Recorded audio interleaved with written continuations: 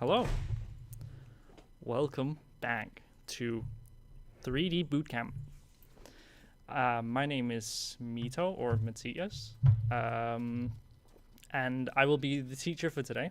If you were here last time as well, I was one of the people sitting here. Another of the students being Bowie. I am a 7th semester student here at CADA Trumax. CADA Trumax being the education that is hosting this 3D beginner bootcamp in 3D. And yeah, I will basically be teaching you. You saw another student coming right there. I will be teaching you some modeling today, and that's the plan for today at least. Wow, streaming, huh? This is crazy. Wait, I want to be able to see chat though. Chat is fun. Chat is fun. Hi, chat. Okay. So yeah, like I said, I am a 7th semester student, which means I am in my internship currently. I am interning at a games company here in Denmark, called Betadorf, as an animator specifically. Let me talk a bit about this education, because that's like the reason why we can host these types of things. So CADA Trumax is a 3D generalist education, 3.5 years in total, where you get to pretty much do all the different things that is included in the 3D world. Not just 3D, you also do like, I guess, what's that? Editing, post production things and such. And this is basically like a way for you to the education helps you get industry ready. So that's like the 3.5 years of focusing on creating students that are ready for the industry and to be able to join companies after the education. So yeah, and I'm part of that, and we have a lot of other students also being a part of that. But yeah, so me as a student, I will be teaching you the very basics of some of the 3D that we do learn here at CADA Trumax. We will be using Blender today because Blender is free, which means a lot of people can use it compared to other programs that we also use in the industry or at the school, such as a program called Maya. Autodesk Maya is a very, very worldwide used program, but sadly it's not free, so that's where Blender is the good guy in this in this industry and helps people basically get into this world, which is very exciting. Which is why we're going to be doing that today. So, if you don't have Blender installed, there is a pinned message in the chat with a link to Blender, so you can download it and follow along if you feel like it. You don't have to follow along. You can also just sit and hang out, chat, ask whatever questions you are wondering about. That can be about 3D in general. It can be about me personally. It can be about the industry. What else did I say? The school as well. So I have my not assistant. I don't want to call you an assistant. Come here. So he's gonna be the moderator in chat. Very nice Hi. guy. Thank you. Go and introduce yourself. Yeah, hi. My name is Christian. I'm a little bit more of a newbie guy here at the school. I'm on my 3rd semester as of right now. I'm having the honor of moderating the chat for today. So that means that I'll be... Please don't suspect me to having split personality, because I'm writing in the chat and I'll send you links whether you want to join the Discord or do you want to get like some of the social media handles. I'll take care of that. And then Mito, yeah, is going to be a great host. So... It's not only for this time. He's generally going to be the moderator for the different boot camps. Just like I will mostly be the teacher for the different boot camps as well. Throughout this month specifically, we are only online, but upcoming months in the future, we will also be doing physical boot camps. That means you guys can come and get educated in 3D and watch me clumsing around and being a very cool teacher. You are a So, cool yeah. teacher. Thanks. So definitely Appreciate go it. for it. Thank you. But yeah, so in the future we will be doing kind of a new structure for these types of boot camps because we have been doing boot camps for quite a while. We had a decently big break in between our boot camps because then a new school year started. So we had to focus on making sure that all new students and stuff got into the world and stuff here at CADA Termax. But in the future, we will be doing online boot camps and physical boot camps, but separately, which means that we will be having the online boot camp for everyone who is not able to attend. That means people, I guess, from other countries as well. That don't live in Denmark and wouldn't be able to be here physically, they would have a chance to come in and get some Get their 3D 3D lessons. game. Yeah, exactly. But yeah, it's mostly for people who is like living in Copenhagen, like around here. That is Yeah. gonna be easy. But of course, you can take the train. We had actually quite a few that came quite far away from. Like We did the physical ones back in last semester, right? Like Sweden and stuff. Was that? We've been having a few, Yeah. that's for sure. So. So it's very cool. But yeah, I'll jump behind the camera and let you take it away, Ern. Cool. Take it away, Ernie. Take it away, Ern. It's gonna be a bumpy ride. But yeah, so in the future we will be doing the physical and the online. The physical are gonna be a lot more, not a lot more, but a bit more advanced. That means that you guys will be able to use industry standard programs that you normally wouldn't be able to get just from being at home, because most of them they're expensive, they cost money. So, and we don't all have that amount of money for a 3D program when you don't do it for a living. Thankfully, companies give you those programs when you work at a place. But those are very exciting, and I will mostly be hosting those physical ones, which I'm extremely excited about because I want to do some cool things. That also means that the online bootcamps will be a bit more basic because they will be mostly as a way of introducing people to 3D that don't really have any knowledge in 3D, being focused on these free programs such as Blender and ZBrush Core Mini, which we also used last week.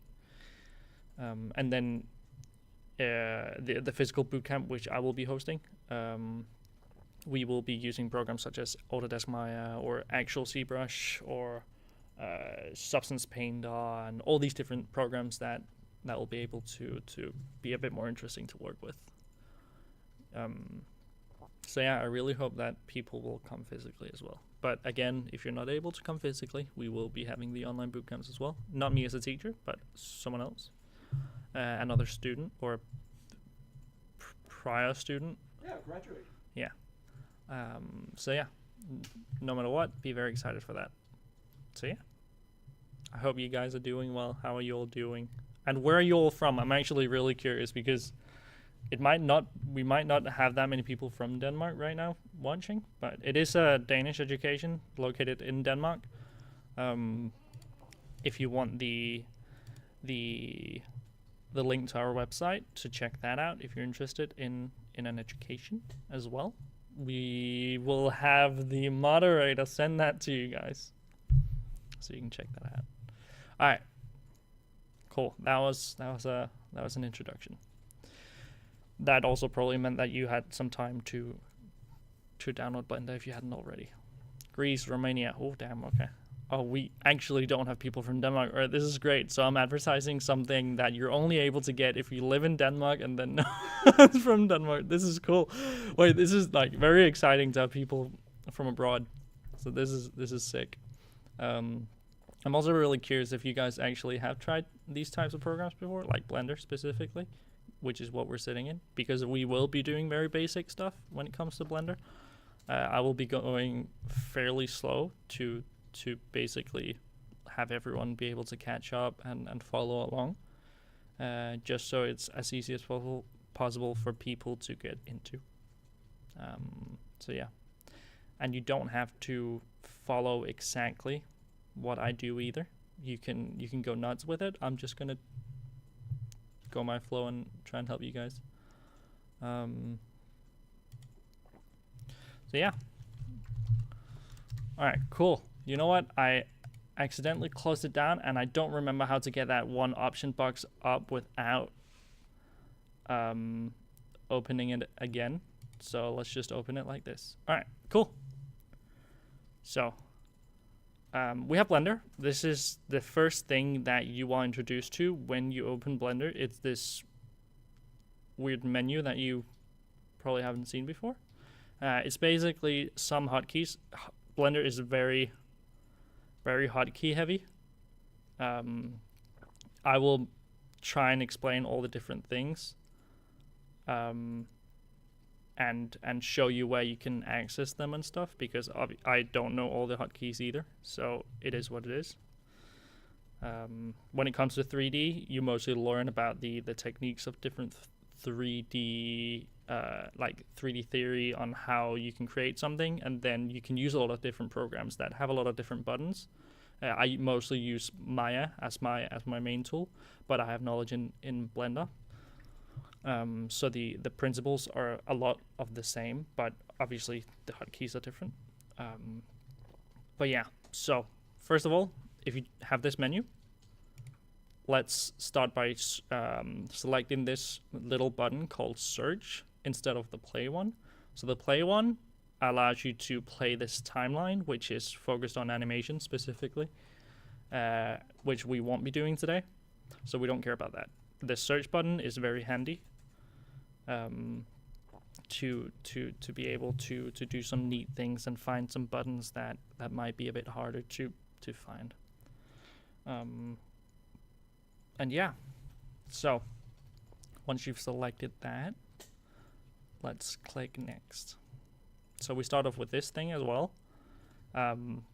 We just want to go like full general, use standard Blender. So we will be clicking the general button, and then we will be introduced to this 3D world. So this is 3D. This is a 3-dimensional dimension program, meaning that it's basically how kind of like we see it in real life. Obviously, things have 3 dimensions. Where you see we have a cube and we have some other things right here. To move around in a 3D space or 3D environment, there are some hotkeys that you need to use for your keyboard. Let's start with some of the basics to allow you to also be able to navigate throughout Blender. So the middle mouse button is used a lot. So that means clicking down on the middle mouse button specifically. To rotate around in your 3D environment, you have to hold down the middle mouse button and then drag to kind of like swoop around in this environment. That's how you navigate around things. Then we also use our keyboard, or you can also like scroll on the mouse, and then you're obviously going to be zooming in and out, similar to a lot of other programs, not just 3D. Now we have panning. That's not panning. So if you hold Shift down while holding middle mouse button as well, so Shift and middle mouse button, you're basically panning throughout the 3D environment.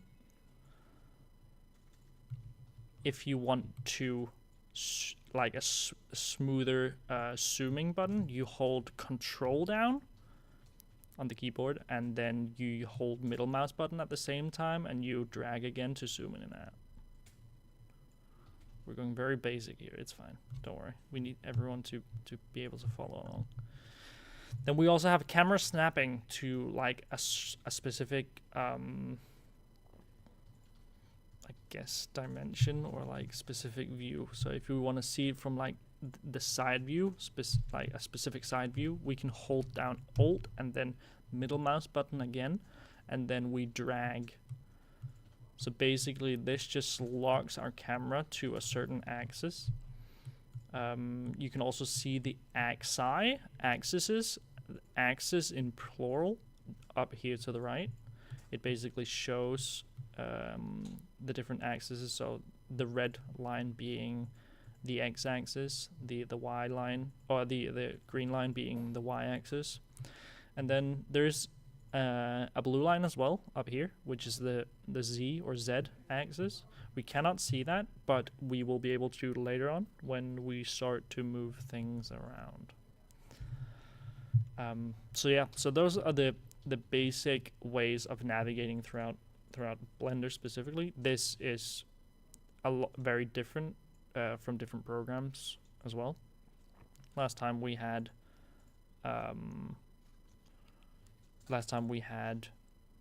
we used ZBrush Core Mini, which is a different type of navigation, which can be kind of confusing when you like switch between programs. Can be quite annoying, but you'll get used to it over time the more you use it. Explain the concept of polygons. That's a good one.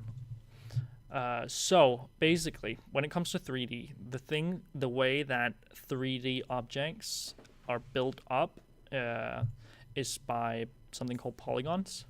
And these polygons, they consist of 3 different components. Those 3 different components being vertices, faces, and edges.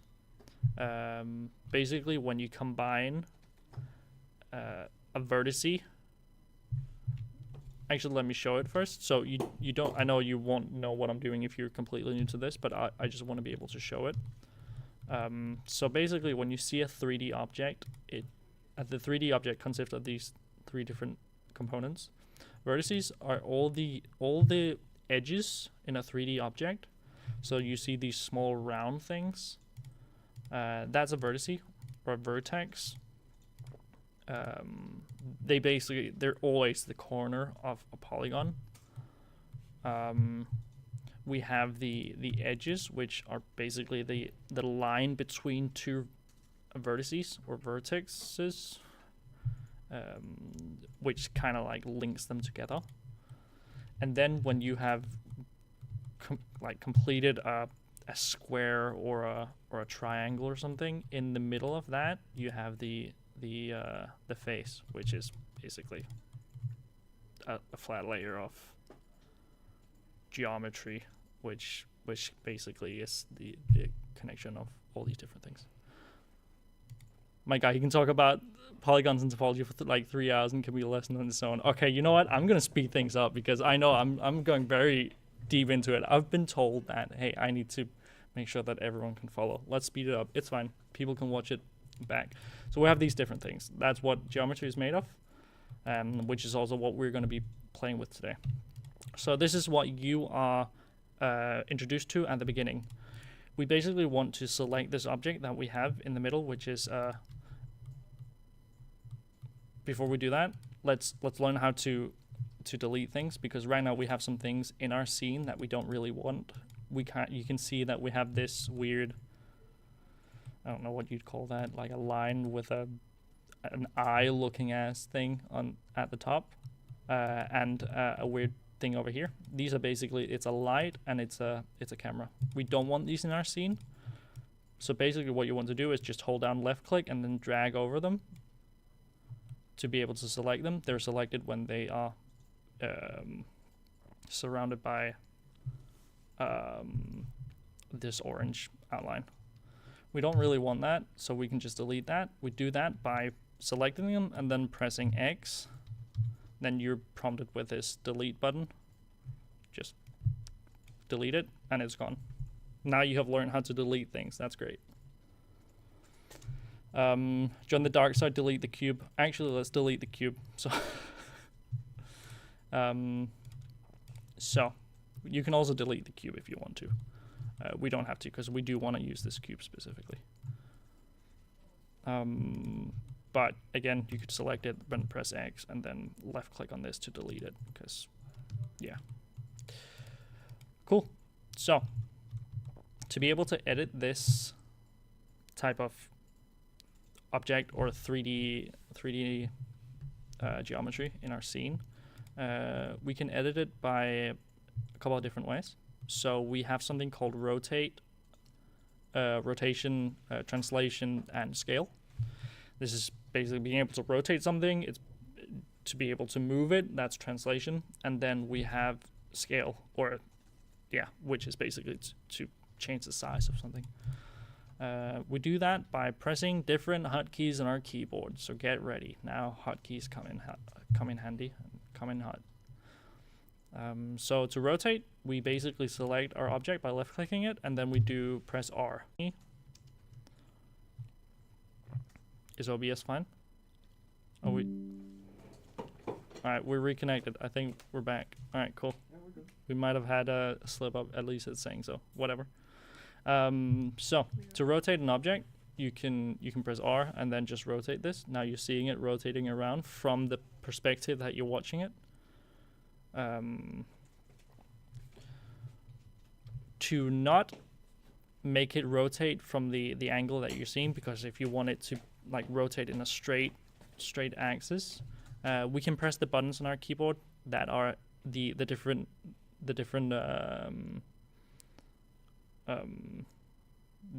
axes, so X, Y, and Z.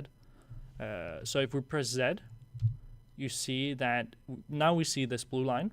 That is the Z axis, which is the up axis in Blender.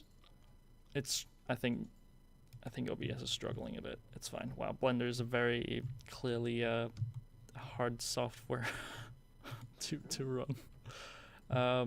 So that's rotation. Now we have scale. If you press S on the keyboard while it's selected, S on the keyboard, then you can scale it up and down, make it bigger or smaller.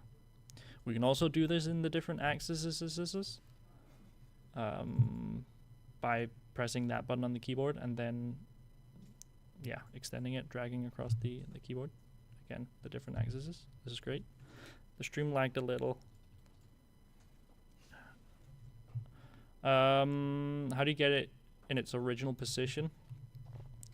So if you have accidentally like rotated it or something, you can, let's say that you rotated it, you can see out here you have some numbers or coordinates.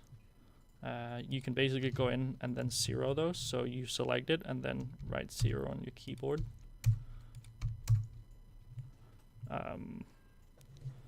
There might be easier ways to do a lot of these different things, but where do I press the S key? So when you've selected your object and you press S, it starts scaling.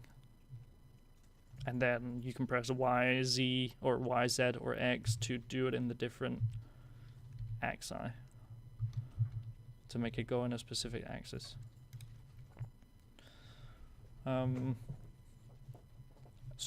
So those are rotate and scale. You can see all these different things over here. You can also just like drag on it and then it does it by itself, but that gives you less creativity. We like being creative. I have a bit of a weird question. Is Blender running on its own engine? Can it use assets from, say, source Unreal Engine? Can you clarify on that? So I don't know if you can call it it's probably an engine. I don't know what you call it. It's a 3D software. But yes, you could, in theory, take an object from Unreal and then implement it or import it into Blender and play with it there easily. All these different programs, they work quite well together with exporting and importing into the different programs. Unless it's like Blender and then Maya, and then there are some things that you want to export from one program into the other, and then it doesn't work because they're built up on different ways. But you're always able to like implement things into a game engine, or take something out of a game engine and import it into a 3D software like Blender or Maya to play with it there. So yes. What about render engines? Maybe that is the main difference. So that things might be running differently, rendering something in Unreal Engine, but the render part could be different in Maya and Blender, right. for example. So moderator Christian just said it might be different with when it comes to rendering, because all the different programs also render differently. So that means you won't necessarily get the same result from these different programs with the different objects that you have, because they're built up on different logic, I guess. Blender is very, very good at making new things for users to be able to create a lot of things, while programs like Maya are a bit more logged into what it has. Well, not completely, but to some extent. But yeah.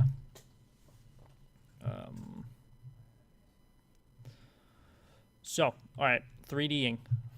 So we did rotate and we did scale. Now we have moving, because moving is also very important.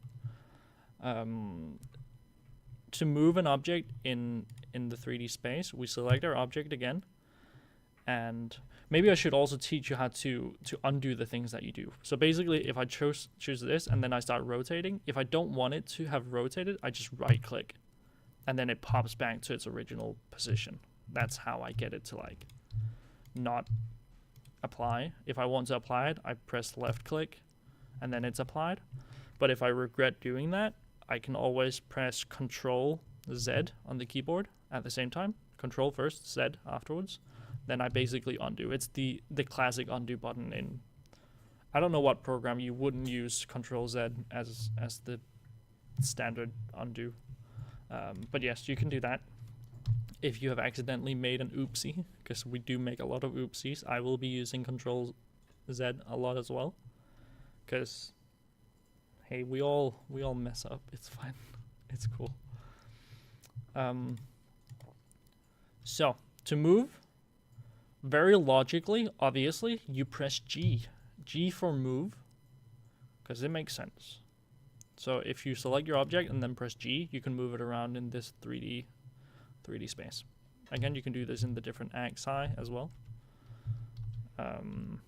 if you want it to be more specific.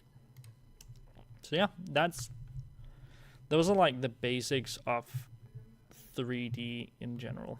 Now it comes to editing our like object itself, not just like making it bigger or rotating in a certain angle, because that's not a lot of, that doesn't give you a lot of room for editing or for creativity, I guess.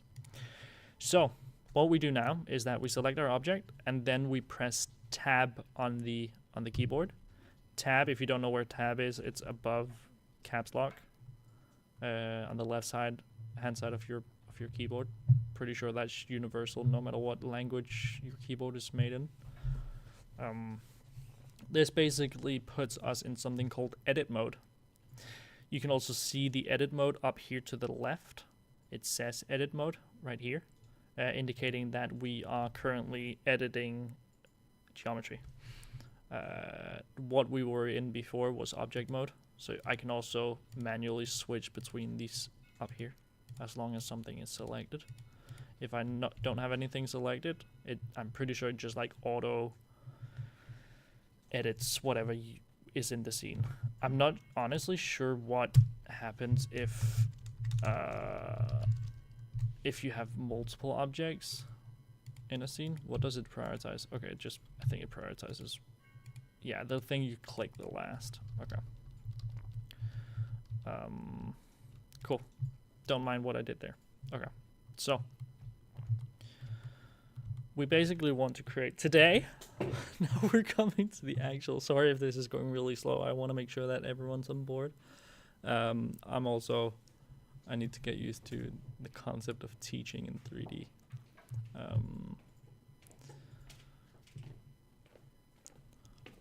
I've seen a lot of projects done in Blender over the years. How come it isn't an industry standard solution? I think for right now, Blender is still quite limited to some certain things that are going on in industries. That means industries or companies also have already set up pipelines for specific programs. and changing all those pipelines to easily the easiest be able to basically go through the production of creating something that can be like film or games or ads or something. Switching that out with Blender challenges a lot of things and means that you basically need to set up a lot of new stuff. While Blender can do a lot, some of the other programs can honestly do better. Like Maya is really good at is a really good animation tool and is honestly mostly used for animation. You could easily just model in Blender, which wouldn't really be a problem because you could always export it out. But when it comes to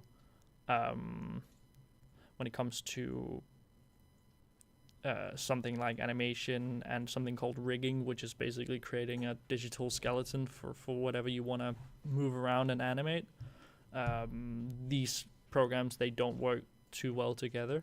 And at that point, Maya just works better right now, the way that it works compared to Blender.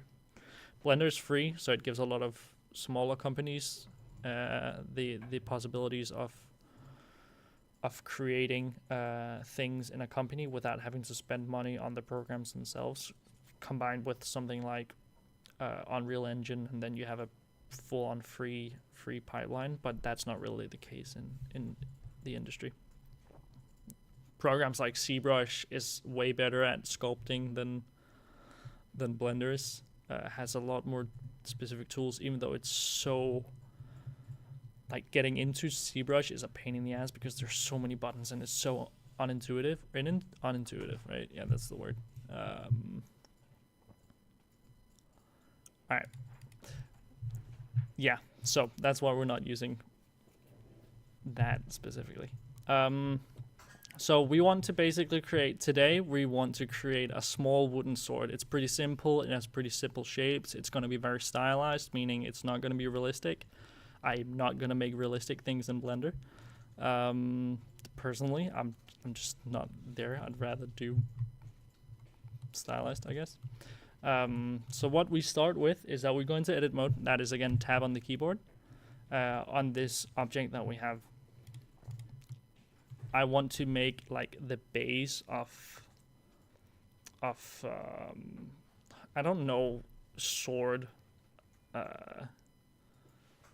like words or what the different things are called, but the thing above the handle on a sword to connect the blade and the handle itself to make sure that you don't get cut by the blade. Let's make a base for that at first. So what we want to do is that we want to scale this flat. It's a handguard. Thank you. Yeah, we want to make the handguard for the sword. So I actually, in this case, it's easier if I go out of edit mode and go into object mode. So by pressing tab again, you can make sure that if it's in object mode or in edit mode, check up here. I want to be in object mode. I want to select this. And then I want to press S for scale.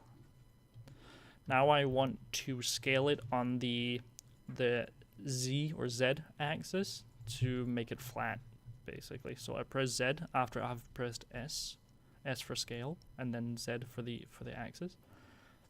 And I basically just want to make it flat-ish, not too flat, because I do want it to be stylized and have some chunkiness to it, just to make it more appealing. I personally find it more appealing. You don't have to follow this, but you can do whatever you want. So after this, this is a base shape. We just want to make create the base shapes of these different type of things first, and then we can branch out towards more detail later on when we have the base shape of the whole object. So what I want to do here is I want to go in edit mode, press tab on the keyboard or switch up here. And I want to add a new cube. So I basically, to get into this menu that I have up now, you press space on your keyboard, because that's what we selected when we opened Blender. If it doesn't do that, I'm pretty sure you can go in and change it under preferences. So file up here and then preferences. And then there's, what is it? Is it like here on the key map? In the preferences, you can switch it to search. If you can follow that, just go back in the stream video, and then you can search. It's just easier to get to. So we want to press that, and then we can just write cube. You can pretty much find everything or anything that is in the program in this menu. I'm pretty sure. Correct me if I'm wrong. But we want to write cube, and then the cube comes up, and then we just press enter. It creates a new cube, technically still on the under the geometry that we had before, so the other cube. I want to move this up because right now it's just blocking the other base that we had for the object. So I do that by pressing G. That makes it in move free mode, and then I go Z again to move it a bit up. We can always edit where it is, so let's just for now put it here. A lot of the times when it comes to modeling, you, even if things aren't realistic, sometimes it's still good to keep in mind some of the physics in our world. Like if you have an object, are these parts like blended together, or have they been like pressed into each other and like forced to be attached in a different way? So I basically want to, in this case, make the blade a different object from the handguard. Yes. Now I want to scale it. I didn't mean to do that. It's fine. So I want to scale it, and I do that by pressing S. And then I want to do it in the x-axis because I want to flatten it because it's a blade. Again, I don't want to make it too flat because we still want it to be stylized. So I do keep a bit of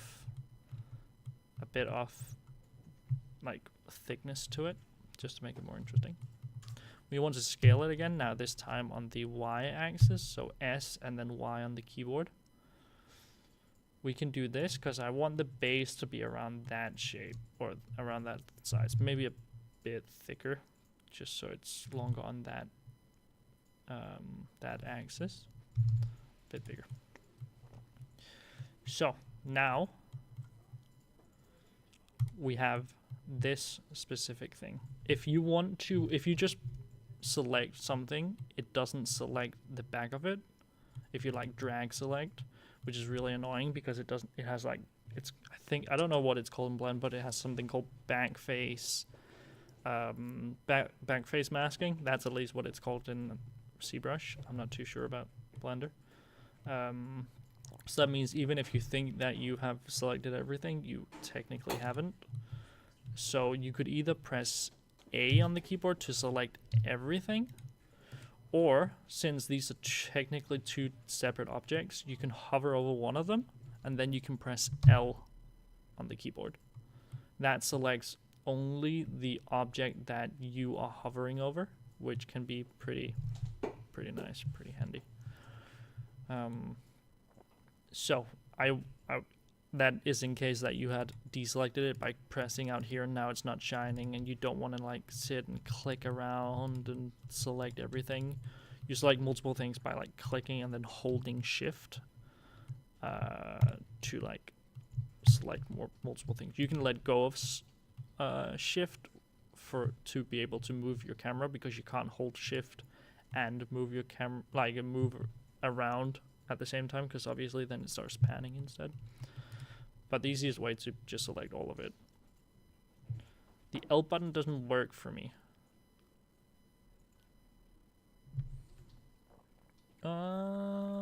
It doesn't work for you? Are you in edit mode while doing it? If you hover over it? Or maybe you have been out of... What do you see? If you see here to the left, or to the right, I mean, this is called the, in this case, collection, scene collection. We usually also call it outline. If there are two different entities here called cube, then the objects don't sit together. Then it's two separate objects. If there's only one and you see two different objects in the scene, it's one. And you press L while hovering your mouse over one of the objects. It doesn't select all of it. I'm honestly not sure of that. I'm lost mine blended together. Can you go back to that, please? If they're blended together, you just, again, you hover over one and then you press L.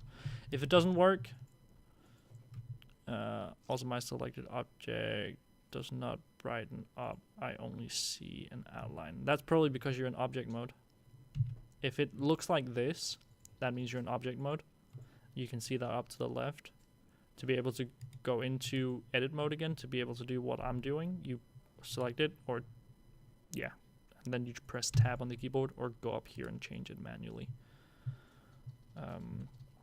Then you come back to being able to edit these different things. Also, to be able to select, so right now I'm only selecting faces. That might be the case actually why it doesn't select the whole thing for you. It's because we have these three buttons up here to the left. These represent the vertices, the edges, and the faces that we talked about earlier today.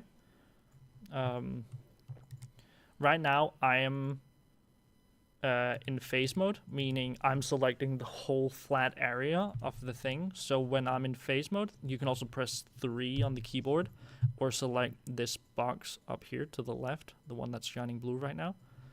If you have done that, then you can hover over it and press L. Yeah, okay. Sorry, I forgot to mention that we need to be in face mode while doing that. You can also be in edge mode. Press 2 on the keyboard and then you can select the edges around. If you press L, it comes up with this outline and technically also kind of selects the different things, but we do want to be in face mode for this. You can also do it in vertices or press L and then it shines up with these different things. Just needs to be the points are near vertex. Oh, does it? Oh yeah, it does. Okay. Yeah, so that's probably why. So we want to be in face mode. Face mode, 3 on the keyboard, or this with the right button up here to the right, or to the left. Then we hover over this object, and we press L. We're that far. Now we can do this. Sick.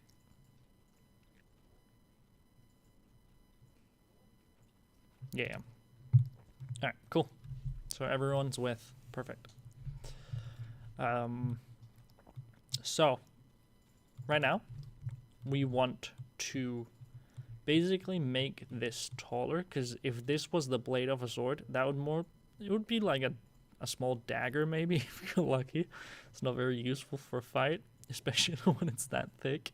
Might not do too much damage even if it's made of wood and not supposed to be stabbing you. But so what we can do is that instead of selecting all of it, we only want to select the top part of the geometry. Sorry, my nose is extremely itchy. I don't know what's going on. We select the top square with the top face. Only this one, because now we can move it upwards, and we do that by pressing G. After we've selected it, now it's moving like this, and then we'd want to do it in the Z axis because we want to make it tall, big sword. My people, you can just go back in the stream and follow steps by step. Yeah, it's fine. If anything, if you're struggling to follow along as well, you can watch it later on when it's not live, because that might also be easier for some people. So now we've done this. Basically, what we want to do is that we want to make this kind of sharp. But we don't want it to lose all thickness, because right now what we can do is that we can select this and then we can press M on the keyboard. That means merge. and then I can do something like collapse. Then it basically does this really sharp. We don't want that. Don't do that. If you've done it, press Control Z on the keyboard. So we come back to the very blocky square. But basically what we want to do is that we still want to keep this thickness. So what we can start off by doing is that we can, over here to the left, there's this small little button that I'm hovering over called Loop Cut. We want to select that by just left clicking on it. Now it's highlighted. You can only do this in edit mode, so make sure you're in an edit mode.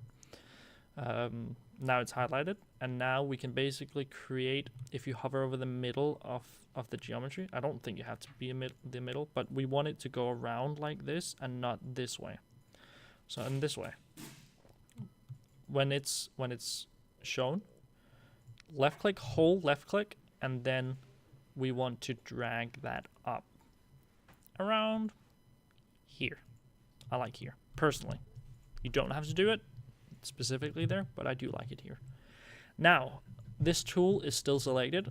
We don't want it to be selected because sometimes you can accidentally forget that you have a tool selected, and then you might like press around, and then you've created a lot of new different things that you didn't actually want. So to go out of this, you can press W on the keyboard, and then you go back to select box tool. So that means we won't accidentally make new lines. This also automatically put us in edge mode, which is fine because we do need that. So what we want to do is that we want to select this edge around the object that we've now just created.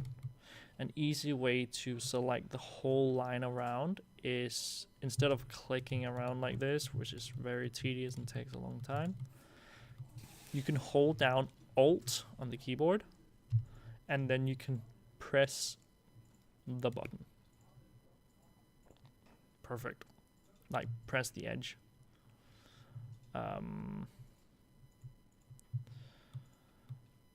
So now we have selected this. You see it's selected all the way around, which is perfect. The shortcut for edge tool is Control R, by the way. Yes, that is also correct. I don't know all the shortcuts, so if you do know them, feel free to just shout them in the chat. Again, I'm more used to other types of hotkeys. So Control R is also that. I just press W to get out of it, because why not? So after we've selected the loop of the edge, I want to scale it out. If I just scale it out like this, it's gonna be a weird, like, kind of looks like a, you know, those candy suckers, like the hard candy thing.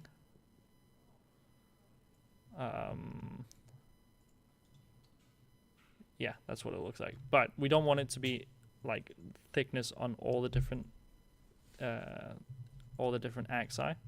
So we want to do it in the y-axis only by pressing Y on the keyboard. I basically just want to make it a bit thicker. It looks like the Zelda sword. What, the Master Sword? Is that? That's a budget ass Zelda sword. It looks like a coffin. That's true. Wow, very Halloween themed. Oh, we should have made a coffin. Why didn't we make a coffin? Oh, missed opportunity. All right, it's fine. So I'm basically just making it a bit thicker. To confirm it, you just press left click. So now it's pretty thick. It might honestly a bit too thick, so I might just like go back a bit to make it a bit less. Do a coffin, not too late. Do you guys, would you rather make a coffin? Just delete the base? Oh no, dude. This is, the pressure's too high. I cannot make a high quality coffin. Let's just continue with the sword. So after this, I mean, in theory, we could make a coffin. We could just like, don't do this. But you could also just like you know, casually. Boom. Now we have a coffin. This is perfect. We could be like, pow, and then pow. Wow, look at that. We have a coffin. We did it. That's the lesson for today. All right, don't do that. So, back to the sword. Any polls available in here? I actually don't know if we can do a poll. That would be fun though. I should have done that like at the beginning, but it's fine. If you come to my physical classes where we can use programs like Maya, it's gonna be great, and then we can make as many coffins as you want, even though you guys probably cannot because you don't live in Denmark. But you're welcome to take a flight here and have a stay for a night and have the lessons. All right. So the sword, we want to make this sharp because it's still a sword, and we still want it to do a bit of damage and not just be a big block. So what we do is that we go into edge mode, which is 2 on the keyboard, and then we want to select these 2 edges. Then after that, we press M for merge, and then we can do collapse. Wow, look at that. We have some sort of a sword. We can always go back and edit it if we don't like it. I'm not a big fan of what I've done here specifically. I might make it like, oh shit. I might want to make it a bit like this. That makes it a bit more like a sword. I can also do that. Just cause it's getting a bit too thick. All right, perfect. Look at that. Beautiful.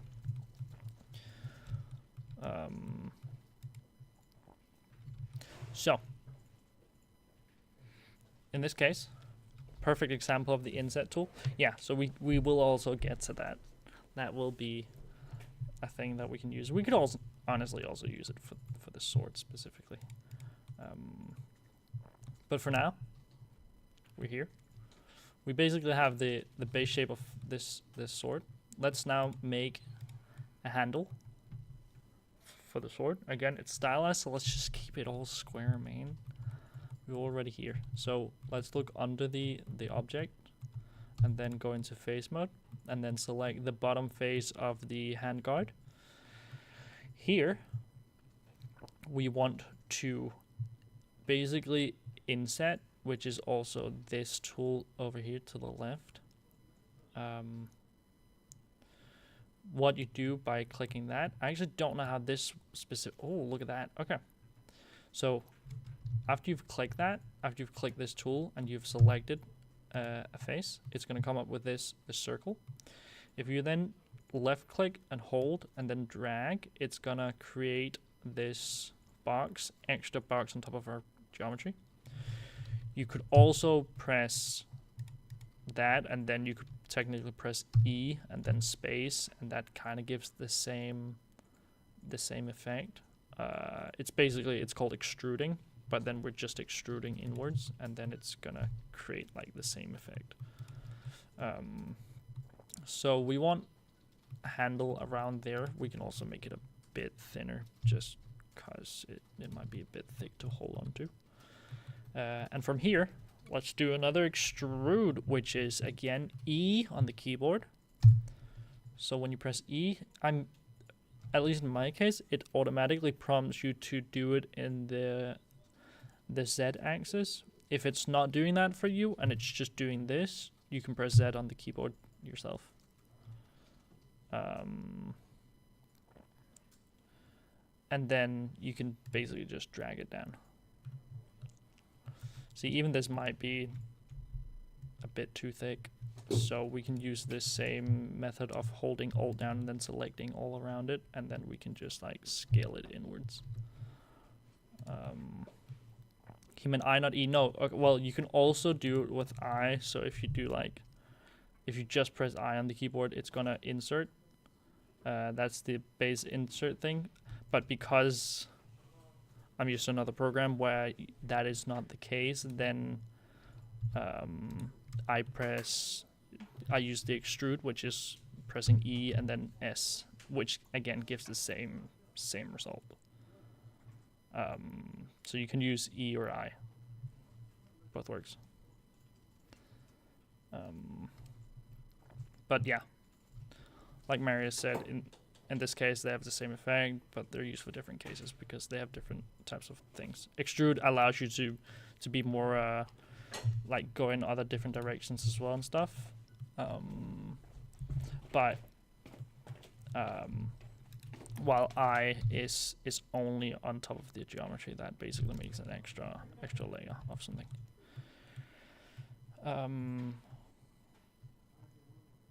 You said E when you did the insert, or insert, but that's because you can also see if I press E, then it extrudes, but if I press S afterwards, it becomes an automatic inset.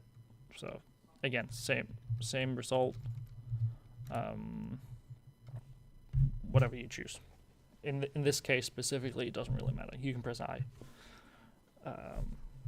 So now we have a square handle. Now we want, what's the bottom part like under the handle called? The sword end piece of something.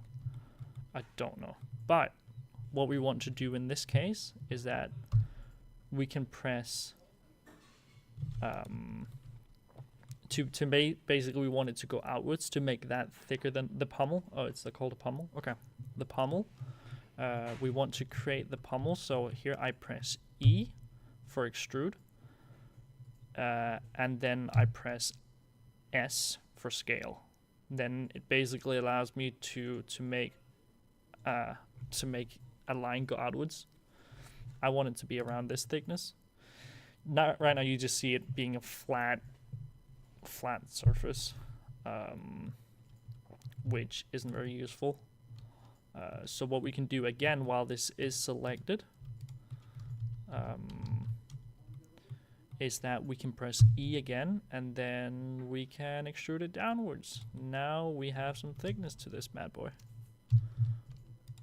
Look at that. Look at that. It's crazy.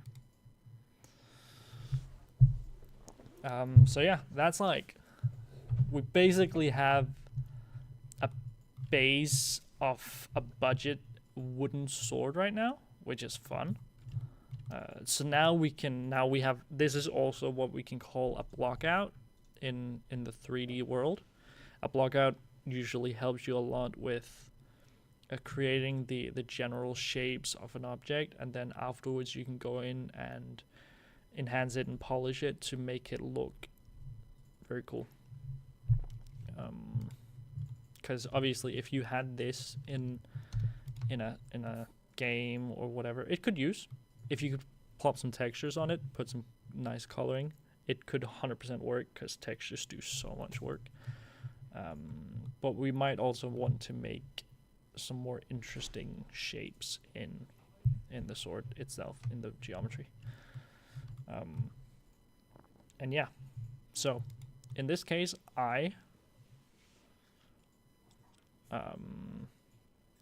works for 8-bit retro looks. Yeah, true.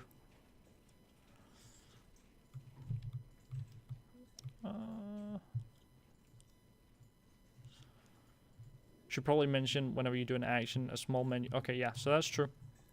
So a lot of the times when I use something, let's say for example the cutting tool, and I do this, we have this menu out to the left that basically gives you some extra options.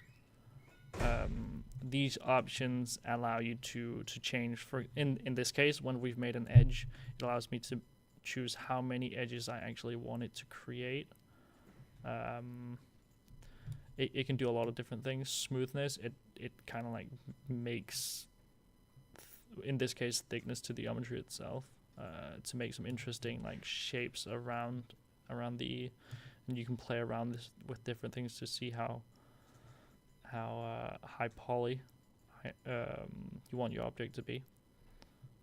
At this point, we've basically made the Triforce. This is kind of like the Triforce, isn't it? How does the Triforce look? I don't remember. Isn't it a triangle? Yeah, I don't know. So that's what you get from it. You didn't have to do that. That was just me showing what you could do there. So yeah. So we have the base. Now we can see what I did, that I dragged the blade of the sword a bit too far up. So what I can do is just I want to select this geometry specifically by being in phase mode. Again, we don't want to make that mistake again. And then hovering over it and then pressing L on the keyboard. Now we have the whole geometry, or this specific part of the geometry selected. I will just press G and then move it down on the Z-axis, just so it connects with the actual sword. So we don't have an awkward flying sword coming out of it. So yeah, in this case,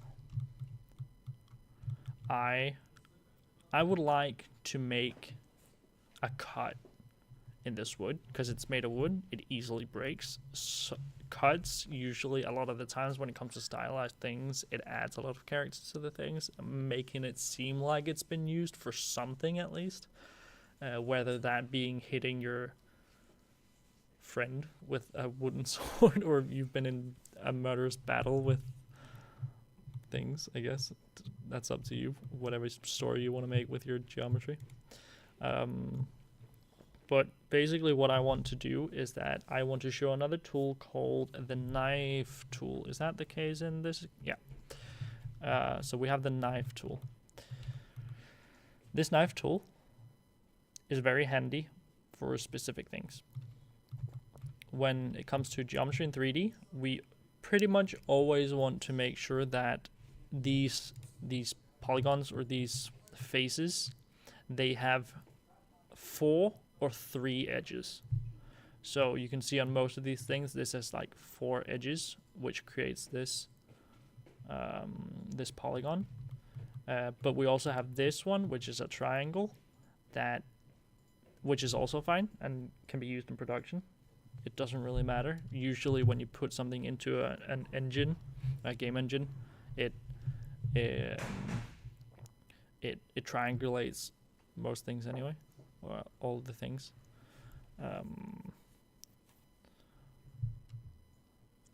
Worth mentioning that if you press R once, it moves, depending on camera perspective. For free rotation, press R twice.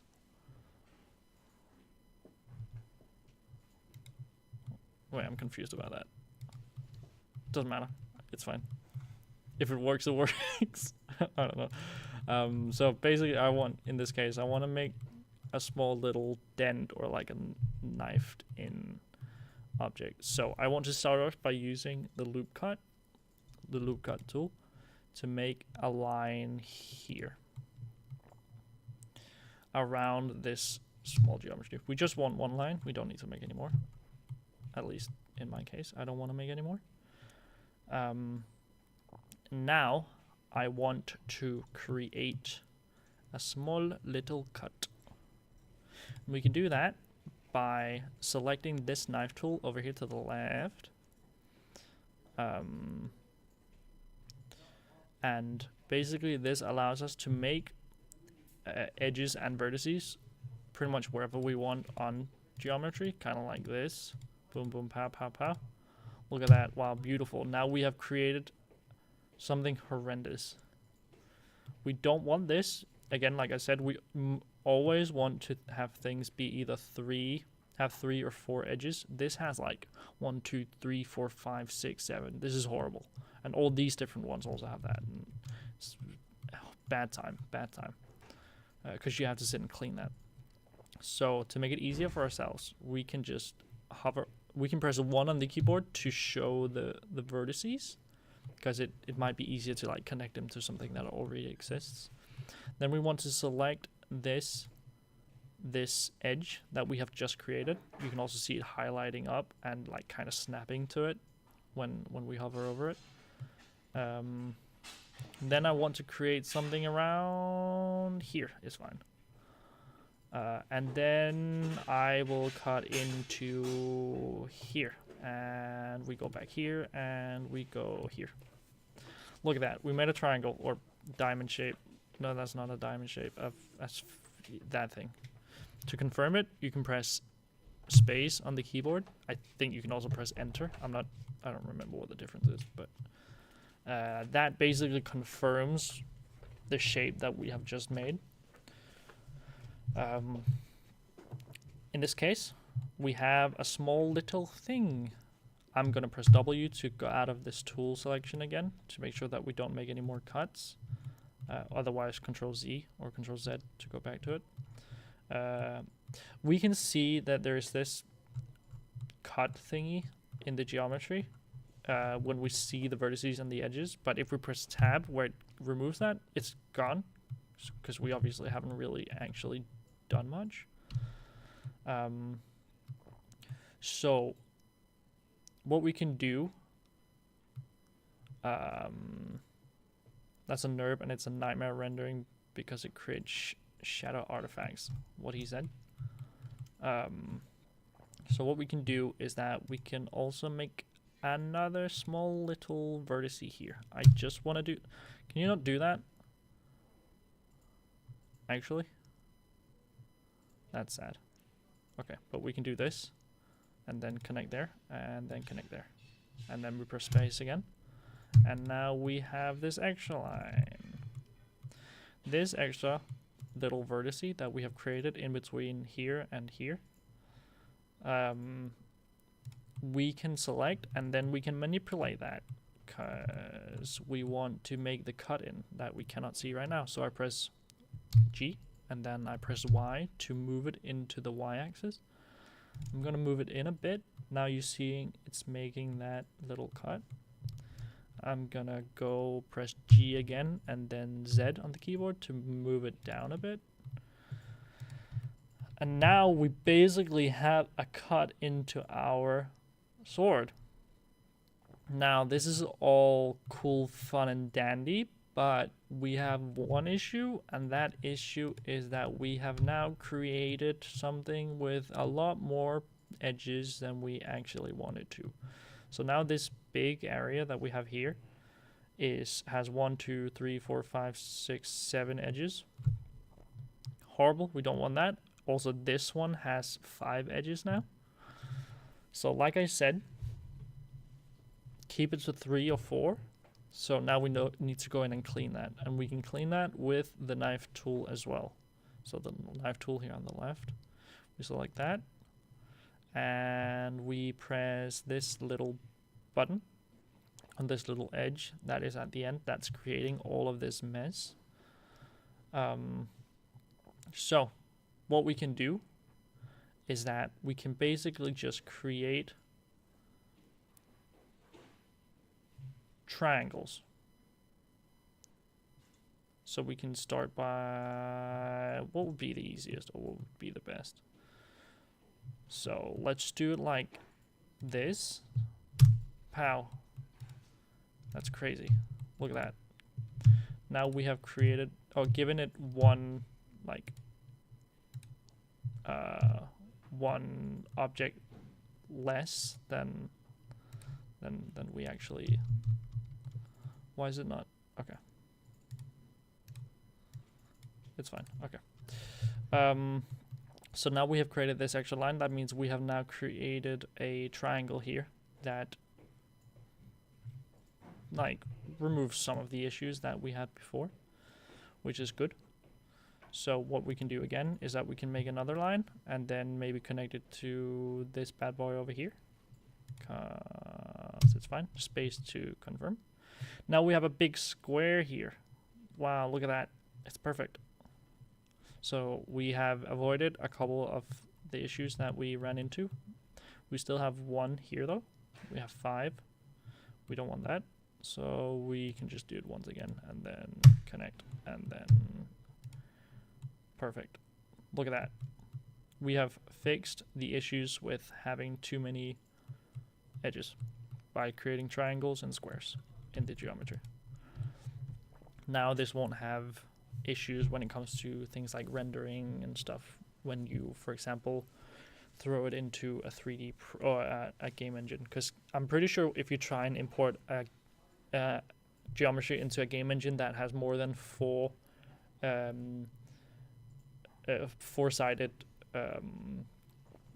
polygons, then it's not allowing you to import it, or it's gonna like mess up the geometry in some way, and then it's gonna like mess with the rendering and all these different things to make a lot of these annoying artifacts. And we avoid that by basically fixing it up after we have created these issues. Cool. Now we have this, a small little edge. We can do that at multiple places as well. We can also, to give this big sword, right now it's mostly just like, okay, what could make this more interesting when you have the base shapes of them already. I want to make this just a bit thicker on the x-axis by just like doing that maybe, and then we can select this.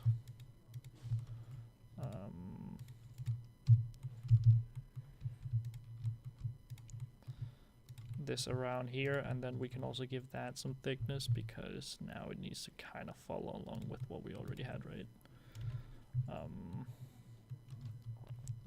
At least that does like a bit of interest, or maybe because this is thick that might be annoying actually, so we could just take this instead and then make that thicker. That means the edge of, or the top of it will have less thickness. I don't know if that looks good. I guess that's a personal taste of what you want to do with your geometry. But yeah, so that's, then it's just about playing a bit with what you've got. You got n-gons on the side of the handle too. Yeah, good mention. So they're also called n-gons for reference. The things that do have more than said polygons or edges. So we need to make sure that we fix that as well. So we go down here by selecting this bad boy, and then we just fix it by connecting it to this, because that's fine. Then we have another triangle. That won't ruin it. And now we can check around, and it seems like we have fixed most of these things, which is fine, which is great. So after that, honestly, it's just make something interesting. We can also like give the handle a bit more personality, like adding some more cuts to it by giving it like this or something, and then you can do like, you can select these faces maybe, and then you can extrude them out, because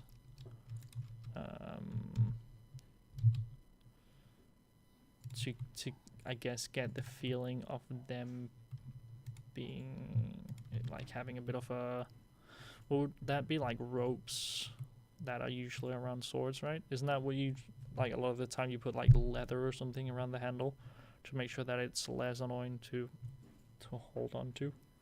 This is like a very Minecrafty sword, I feel, but it's fine. We have a good cut in here that makes it more interesting. I do this by pressing, I select around, I press E for extrude, then it does this thing, but then I want to press S afterwards for scale. Then it does this thing, and then to make sure that it's only in two axes at the same time. Right now we've mostly only been using like changing something in one axis, but let's say I don't want to make this go in this Z axis, so I can hold down shift and then I can press Z or Z, and then you can see that now it's connected to the two other axes, but without the Z axis.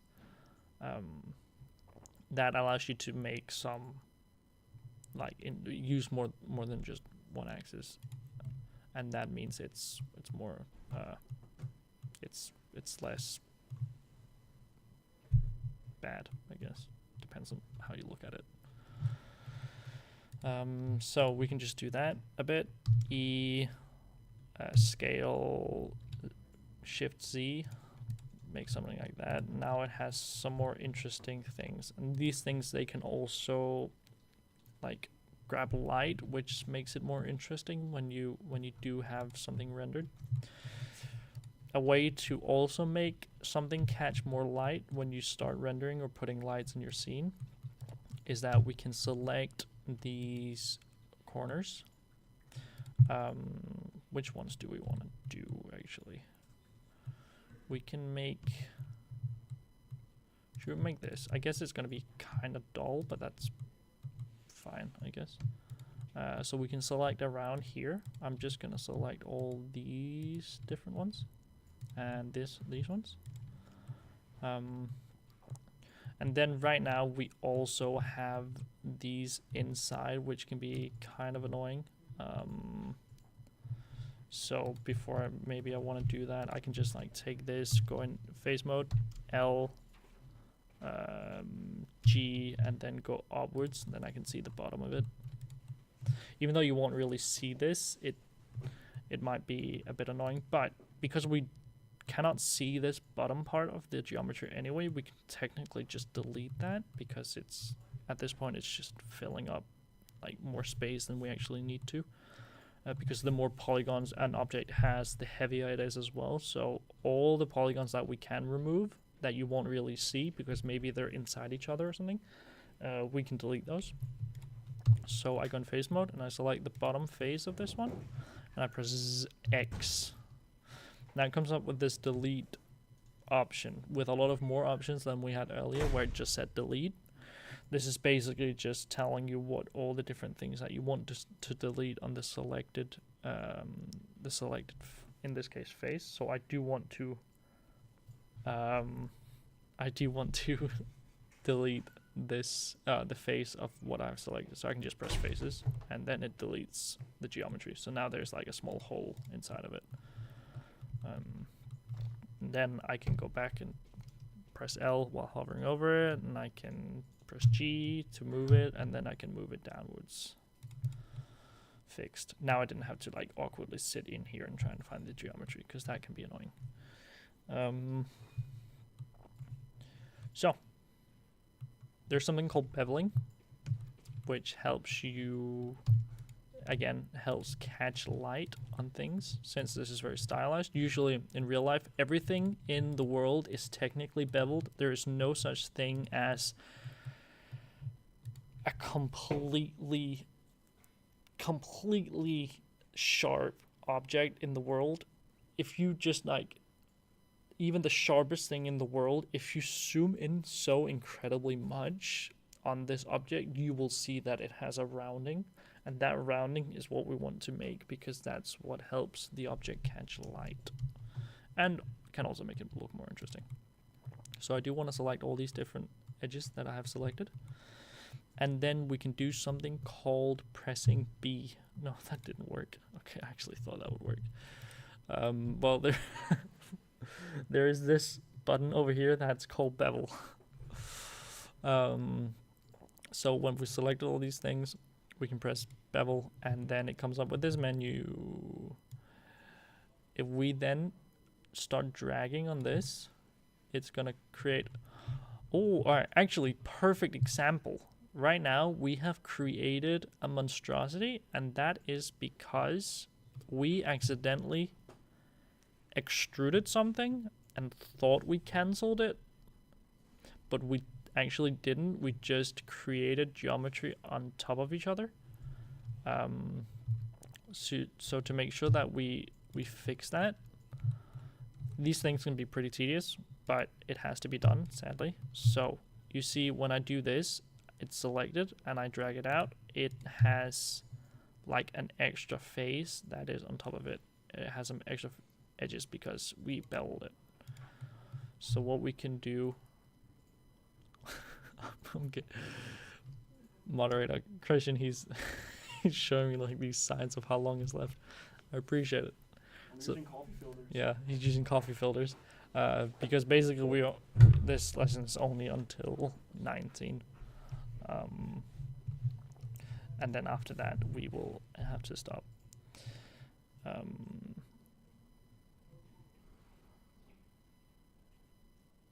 Yeah, okay. So another way to add meshes, you can also just do Shift A, and then it comes up with these like a mesh option of these different different things that you can create. This menu was mostly just so I could show that this menu exists, and you can technically click on a lot of different things. Like you can also write bevel, and then these bevel options they show up, which also is perfect because it shows the hotkey for them. So if I wanted to do that, now I know that it's Control B for beveling. Magic.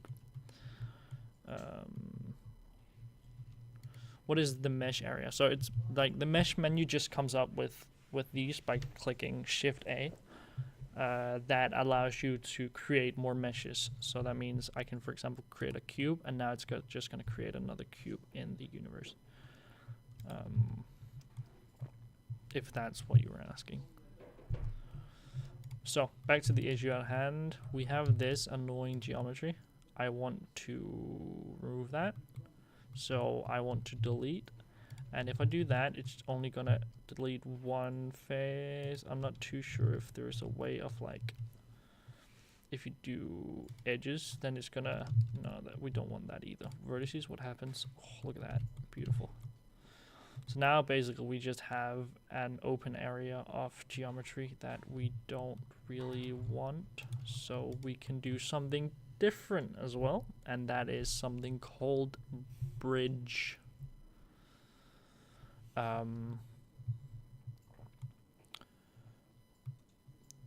Or you could merge the vertices. That would also be an option. So we could technically just, if we had this, I could select this, and then merge, and then last, boom, boom, merge, last.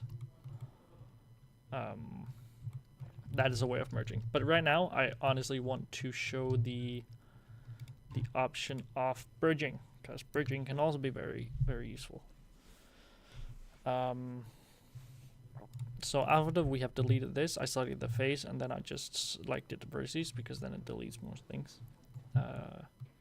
Now we have this open mesh. We want to close this, and we can do that by going into edge mode and then selecting this edge and this edge. And then there is something called bridge edge loop, and you can see the shortcut for that is Control E. If we do that, it basically creates a bridge. It connects, like, it puts a face in between different edges in the mesh, and that basically fixes it. So now we have this, but it's not ruined anymore. So that means we can go back to beveling. So we select all these different things, pow, boom, and then we press Control B for bevel, and now it comes up with this this line. It basically shows you that something is going on, and we need to make sure that it doesn't get like completely ruined. In these cases, it also, when we haven't selected all the edges, we end up having things like these. Technically, they're not that bad, but they can be quite annoying at like collecting light. As you can see here, it becomes kind of an awkward shape with that. So if we don't want that, we can also select these and then bevel that as well. That's a cute ass smiley. Wait, can I look what he did? Can you see this? Look at that. That's adorable. That is adorable. Okay, so now we have selected all these things, and then we can do again Control B for beveling, and then it creates this monstrosity, which we don't want. So we just do it a bit less, and then the more you obviously do this, the more crazy it's gonna go. So we just want to do something like that, because that still gives a decent amount of lighting, which is nice. And now we have a beveled, edged sword,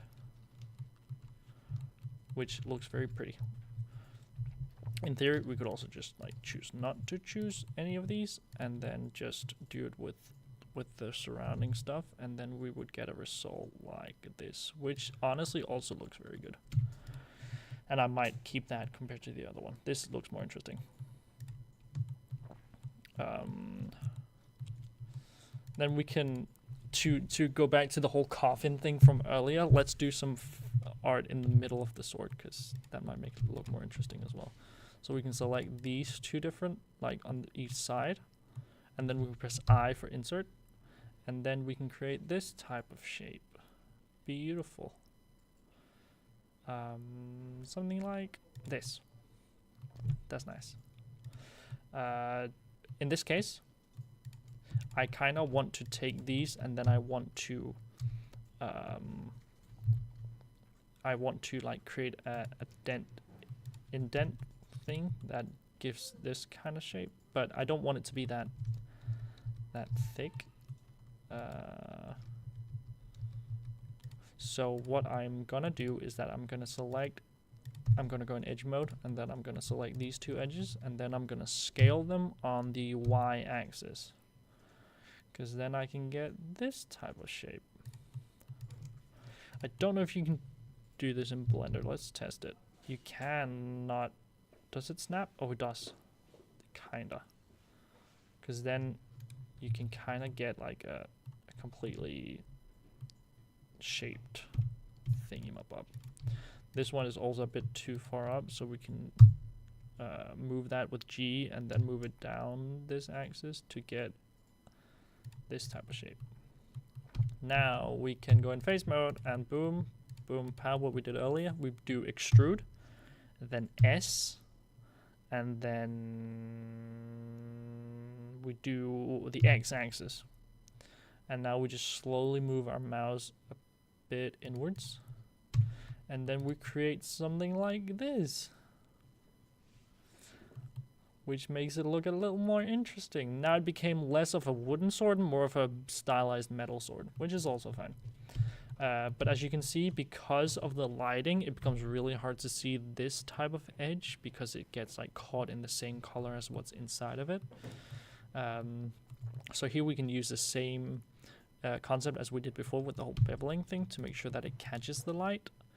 And we do that by going into edge mode, and then we select all these different edges. We can also do it with the inside if we want to, just to make sure that that catches light. Actually, I don't think I want to do that. So I only select the outside. Boom, boom, hold shift while selecting all these different things. And then we press Control B for beveling. And now we get this type of effect of being able to see the light from multiple angles, which makes it look more interesting. Isn't that beautiful? That's great. So this is then after this, because now the beveled edges on this sword doesn't really match a lot of the rest of the geometry. So what you would maybe generally do to get like the same coherent style is that you would go around and then also start beveling these things to make sure that they have a coherent like look to them, just to make sure that all the different things that you make, that they fit the same style, which can sometimes be tricky to make sure that it does look like that, but you can end up getting a really nice result from it just by going around like this. So yes, bevel. Let's just do a bit of a bevel, just like something like this, that's fine. And then we can just be like, boom, boom, pow, pow, pow, and then there, and then down on the C axis. Look at that, now we have beveled edges on these as well. Now it matches a bit more to the blade. Alright, cool. That was the, alright, let's show the last one as well. The kawaii. Oh, it was just on the other side of it. That's nice. All right, look at this. Beautiful. All right, so that was the lesson for today. A lot of it was me explaining how to use Blender, because this is the first time that Blender is that we're doing Blender throughout this month, and the next couple of times we will also be using Blender, but because we have used it today, we will be focusing less on the key bindings and buttons and all these different things and how to move around in Blender, because now we've kind of set the groundwork for that, which makes it easier to teach the next ones. And I'm very excited about next week. Am I not? Yes, you are. Is it? All right, so next week, right? All right, listen up, right? Next week is animation. I'm an animator, so this is like my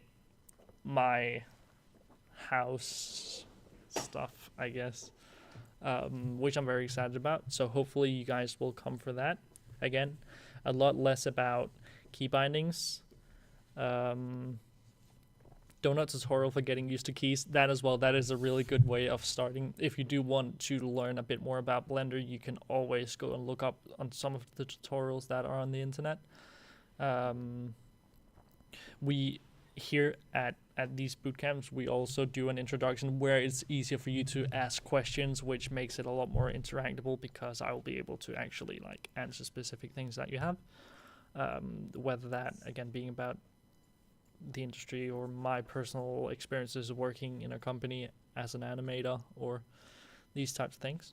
I would love to hear it, and I hope that you guys will tune in for next week as well for animation. It's going to be a lot of fun. I will give you a file that you will be able to work in, and then we will be going through a lot of the basics for animation, if that stuff interests you. So yeah, that's the end of it, huh? Question. Come. All right. Let's have Christian come back. Let's make it a double team. Absolutely. Hey friends, thank you for a great stream so far. So I'll be pushing out the links a little bit for our Discord, because we do have a bootcamp channel where you can have the opportunity to go in and share your artwork with us, and then you can get some feedback, whether it's from the attendees from this very stream, or usually some of the students from CADA as well likes to just check in here and there. I know that you as well kind of like to go in and give a compliment or two. Yeah. But yeah, it's a great way, and also you can just like get connected, and also it's just a great place to hang out for 3D mind like it fans of this world. Please do join the Discord. It will be a lot of fun to see all the stuff that you have done today as well. If you have made a prettier sword than me, I wouldn't be surprised. But that would be nice to see what you all have been working on. Yeah. But yeah, I mean, also, if you guys feel like you just want to learn a little bit more about this whole 3D world that we are currently attending a school at, please go into on our website at CADA. Was it bindestreg? Is that slash? No, beta. CADA. What? Not beta. CADA. Yeah, what's that called in English? Dash school program that we're joining at, or that we're attending at. But also there's a little bit more in-depth tutorial. This is more like an offline kind of experience where you can kind of get down nitty-gritty, really like hone in like bunch of like lectures and stuff like that. And there's like these great videos for you to go through. And then you also gain access to some private channels where you can like kind of get some really like some good feedback from the staff here at our school. But yeah, other than that, I feel like same time next week. Same time next week at 17:30 Central European Time. Oh, you got the time zone. Isn't that what it's called in Denmark? I think so. I am. Yeah. Or like yeah. We'll put out a reminder. So if your time zone is a little bit off or something like that, don't be an hour or too early or too late. Yeah. So animation will be done using Blender. Yes, animation will be using Blender, so we can people can still follow along with the different key bindings, because Blender and Maya are quite different. Even though I do animate in Maya, the way to approach it when it comes to key bindings and stuff is different from the different programs. So CET, Central European Time. Thank you, Cora. Sick. It's good. But yeah, That's it. feel like we did it. Heck yeah. Sparkles. Cool. Thank you all for watching. Yeah. Very much appreciated. Hope you enjoyed it, even though it might have been a bit of a mess or a bit of a slow start, but it is all good. And if you do want to watch more of this type of content, we do have a lot of videos on our YouTube channel, which you're technically on right now. That shows a lot of the previous lessons that we've done in these types of bootcamps. So if you want to watch more, do feel free to go nuts with those as well. Yeah. Yeah. There were some great VODs in there. Yes. Have a lovely evening, guys. Hope to see you next time. And enjoy the rest of your Wednesday. And how do you say? Or whatever day it is when you're watching this. So it's like, remember to like, comment, and Yeah, subscribe. remember to like, comment, subscribe, and click that bell. Yeah. Isn't that the thing Hit as that well? bell to get those notifications when we go Right, on. now it's going yeah, too okay, far. never It's going mind. too far. All right. All right, see you guys.